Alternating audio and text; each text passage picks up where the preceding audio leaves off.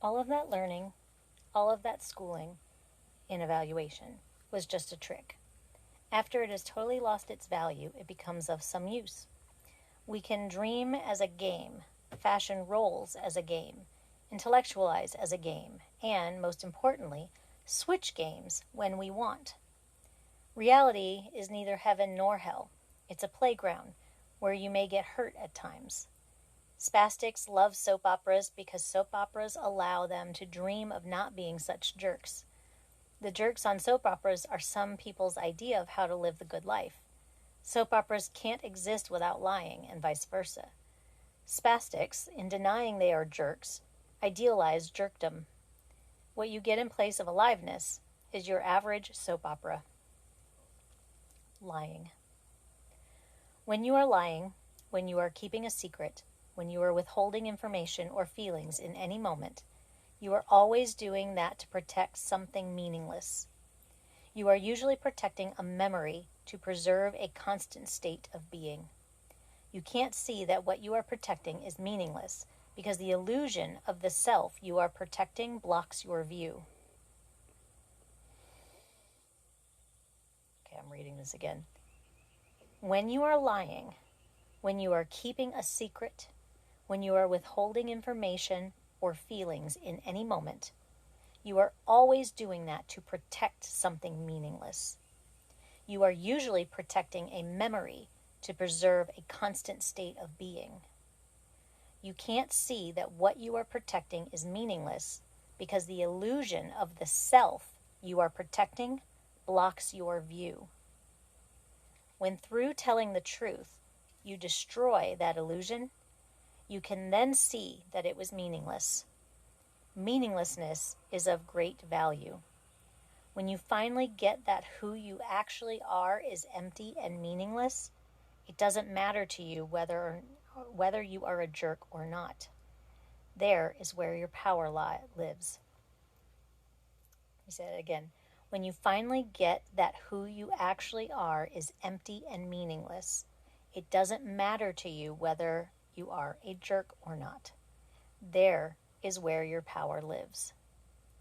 You may have an image of yourself as a good person. You may lie to keep from hurting someone else's feelings. The someone else you are thinking of is even more ephemeral than the self-image you are protecting. The people you protect by lying are just as imaginary as the self-image you maintain when you lie to protect yourself. This is the imaginary world of adolescence.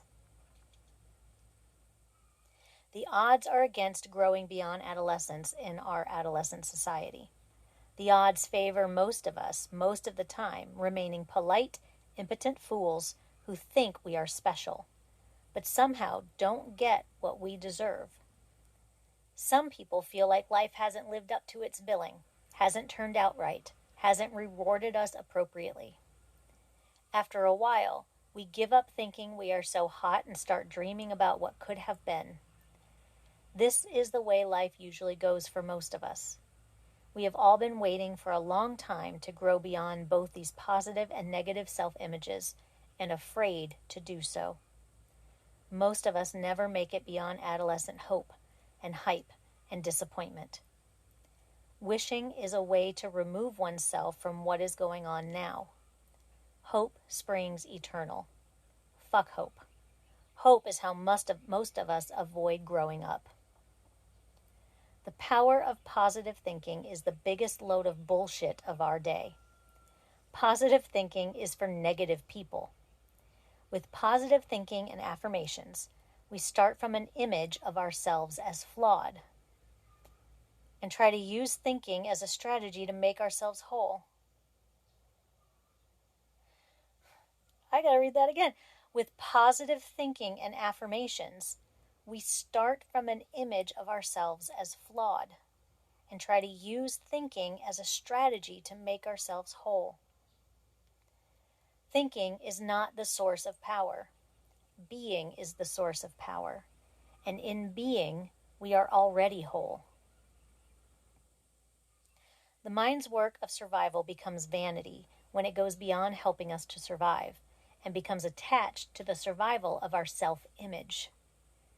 Besides that, we don't survive, either image or being, in the end, because we all die. Only our willingness to live at risk and in the knowledge of death can keep the mind from squeezing the life out of us before we die. The being within which the mind resides is willing to live and willing to die. The mind considers life and death to be important. The being considers life and death to be life and death. Surviving one's own mind is done by identifying oneself as the being one is and living out of that being rather than living out of the image of how we are or should be. The mind grows out of being. What a great thing a mind is. When the mind is not imprisoning being, it's a marvelous thing. Its activities are fun. Fantasies are fun. Predicting and controlling are fun. Getting praise is fun. Getting food is fun. Organizing to produce results is fun. Creating is fun. What justifies all of that work it took to develop a mind is that it turns out to be a great toy. I recommend having fun, although I don't recommend making another set of morals out of the philosophy of fun. It is okay not to get the most out of life. It is fine to let life happen and not get all the cookies. Getting the most out of life is too much work anyway. Anything worth doing is worth doing poorly. Let up on everything, including this. So the big picture is this. The little teeny fire of life starts in a human being at conception and keeps burning until the end of life. The little fire of enlightenment follows about 4 or 5 or 6 months later in the womb, and it also keeps on until the end. The slightly larger fire of learning starts shortly after the neonate gets outside and burns regularly until almost the end. The little fire of abstract cognitive ability starts at about 10 or 11 years of age and burns on until the end. The energy from all these fires, which are really one fire that has grown and spread, must be applied to something bigger than that one fire itself, or else the fire consumes itself, burns out. Creating bigger problems for fun. When we create some vision of the future to fill the gap left by giving up, we create a new problem. When we say yes to some opportunity or project or activity, the choice requires dying to other options. You can only work on so many fantasies at once. Any inability to die to these other options cripples our aliveness to what we have chosen. This book is for people who have suffered a few disillusionments already in their lives. That is, it's for everyone. The work it recommends, that of grouping together for liberation, is for people who have been saved and sold out again several times. Groups worth belonging to are people who support each other in staying in that area of insecurity and heightened experience and aliveness that threatens to kill your mind-made identity every day. We know at least 2 things by the time we've been tempered by despair and become roadworthy facers of disillusionment. Number 1, there are no dependable truths. There are more or less dependable truths, and they change now and then. Number 2, there is one dependable source for common agreement. It is sensory data. We can and must assume that a direct report of sensory data is the closest we can get to shared common experience. A simple language grows out of sensory experience. If we can speak to each other with Lone Ranger and Tonto-like sensory language, we can stay close to hometown reality. We can always return to that starting place when we get lost. A mind is a web of abstractions, and once a mind has been grown and nurtured, the job becomes getting extracted from the web of abstraction and returning to hometown reality. It's not really reality, I know, but it is the best close-to-hand, agreed-upon basis of interpretation we have. It is the only reality we've got. It's a hell of an assumption that your pain and my pain are the same, that your pleasure and my pleasure are alike, and that your perceptions match my perceptions. But this is the necessary basic level at which to begin. As a rule of thumb, if it's a choice between being lost in the stratosphere of thought or being dumbed down or being dumb in down-home sensory reality, go home to sensate experience. Strange and mostly wonderful things happen to people when they are able to talk at the level of down-home reality. People lost in the stratosphere of interpretations are lawyers and most people. People grounded in experience include some hillbillies, some golf pros, some other professional athletes, some Zen masters, some Gestalt therapists, and most comedians, and some other people who are honest. The doorway to becoming grounded in experience is called despair. Despair comes from the Latin root words de and sperare, meaning down from and hope. Down from hope. The only hope is to give up hope. The only hope is a kind of hope through despair. Abandon all hope, give up romance, and learn the earth language. The truth is not some story about something that happened to you in the past. Telling stories about your memory of what happened may be entertaining for a while, but if that is all you can do, it gets boring pretty fast. Truth can only be told if you are present in the telling and present to the person to whom you are talking. When I am describing to another person how things are, I am always describing how things are for me at the moment, or I am not telling the truth. I gotta read that again. Telling stories about your memory of what happened may be entertaining for a while, but if that is all you can do, it gets boring pretty fast. Truth can only be told if you are present in the telling and present to the person to whom you are talking.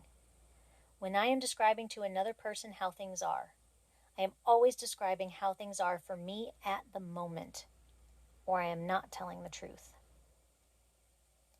I can only tell the truth that is my truth at the moment. We don't have to agree with each other about how things are. We just have to listen to each other and get how things are for each other now. Last words. Dean Rusk never beat his wife. He was a decent man. He was a liberal.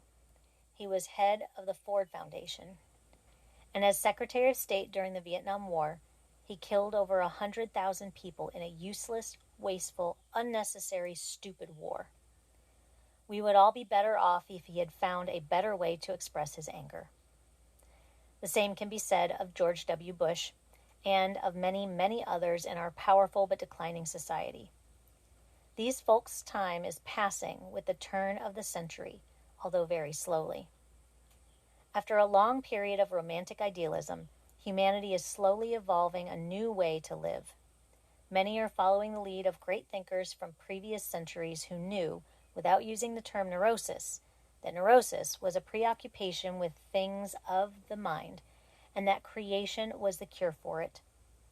For many centuries, certain poets, philosophers, and scientists have recognized another whole realm of being, which is living with just what's so, from the perspective of having nothing to lose and nothing to gain. We need not approach the world from preoccupation with thoughts and feelings about being good or bad, judging whether the world is good or bad enough for us. We can just as easily live out of being fascinated with the game of creation. I believe that fascination with the game of creation is sufficient, that, in fact, it's the only game in town. And this wonderful game, once reserved for a few inspired perceivers, is now available to larger and larger numbers of people, because our culture itself is growing up. Our culture is growing to a place of young adulthood, growing beyond adolescence for the first time in history. Personal declarations of independence are popping up like crazy. Honest people recognize and salute each other. These excerpts from Erica Zhang's Salute to Walt Whitman articulate the possibility for all of us, finally, to grow up. I love Erica Jong for the same reason she loves Walt Whitman. These lines from her poems speak for all of us to each other, and it is with them and a short poem of my own, modeled after hers, that I end this book. Testament, or homage to Walt Whitman. Love root, silk thread, crotch and vine, Walt Whitman. I trust all joy, Theodore Roethke. I, Erica Jong, in the midst of my life, having had 2 parents, 2 sisters, 2 husbands, 2 books of poems, 3 decades of pain, having cried for those who did not love me, those who loved me but not enough, and those whom I did not love, declare myself now for joy. There is pain enough to nourish us everywhere. It is joy that is scarce. There are corpses piled up to the mountains, and tears to drown in, and bile enough to swallow all day long. Rage is a common weed. Anger is cheap. Righteous indignation is the religion of the dead in the house of the dead, where the dead speak to each other in creaking voices, each arguing a more unhappy childhood than the other. Unhappiness is cheap. Childhood is a universal action. I say to hell with the analysts of minus and plus, the life shrinkers, the diminishers of joy. I say to hell with anyone who would suck on misery like a pacifier in a toothless mouth. I say to hell with gloom. Gloom is cheap. Every night the earth revolves for darkness, and then breaks its resolve. Every night the earth resolves for darkness, and then breaks its resolve in the morning. Every night the demon lovers come with their black penises like tongues, with their double faces, and their cheating mouths, and their glum religions of doom. Doom is cheap. If the apocalypse is coming, let us wait for it in joy. Let us not gnash our teeth on the molars of corpses, through the molars of corpses are plentiful enough. Let us not scorn laughter, though scorn is plentiful enough. Let us laugh and bring plenty to the scorners, for they scorn themselves.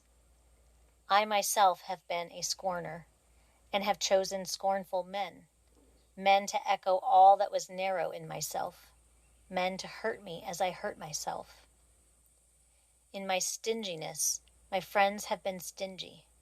In my narrowness, my men have been mean. I resolve now for joy. If that resolve means I must live alone, I accept aloneness.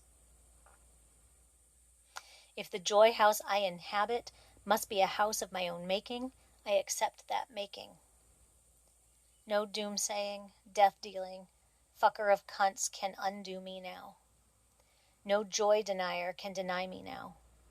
For what I have is undeniable. I inhabit my own house, the house of my joy. Unscrew the locks from the doors. Unscrew the doors themselves from their jambs. Dear Walt Whitman, horny old nurse to pain, speaker of passwords primeval, merit refuser, poet of body and soul.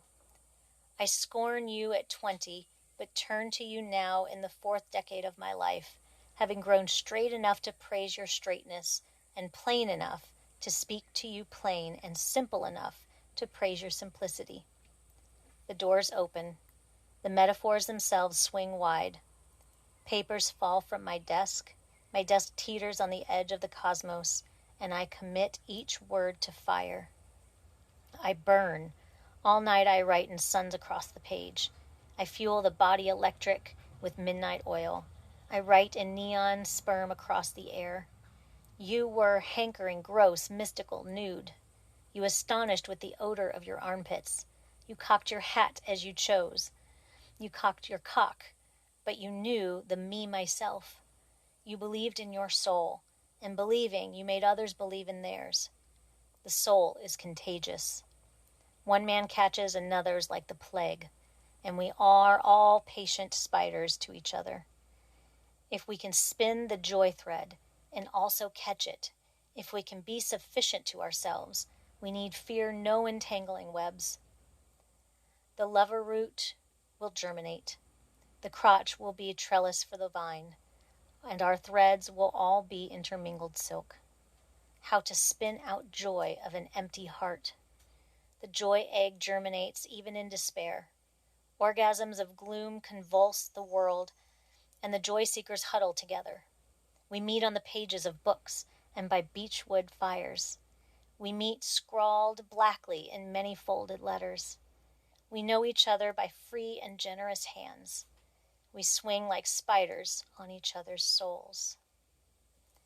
I, Brad Blanton, in the midst of my life, having had 3 parents, 3 siblings, 4 wives, 4 causes, 4 children, and 4 decades of pain, having raged for those who did not love me and those who loved me but not enough, and those whom I did not love, declare myself now for joy. Joyfulness rises up out of despair. Singing the blues can make you happy. Help yourself. It's free. Pass it on.